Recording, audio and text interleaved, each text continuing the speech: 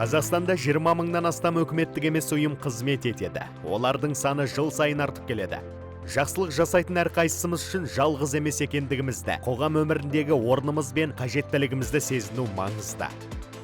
Ақпарат және қоғамдық даму министрлігі Қазақстан Республикасының аумағында тіркелген үкіметтік емес ұйымдарға арналған сыйлық ақы беру дәстүрлі байқауын жариялайды.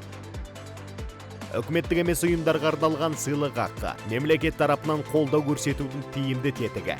Жылда сыйлық ақы 15 қызмет бағыты бойынша үздік үкіметтік емес ұйымдарға беріледі.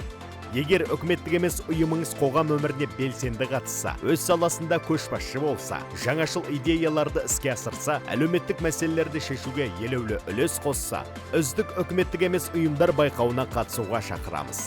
Қоғам өмірін сіздермен бірлесіп қана жақсарта аламыз.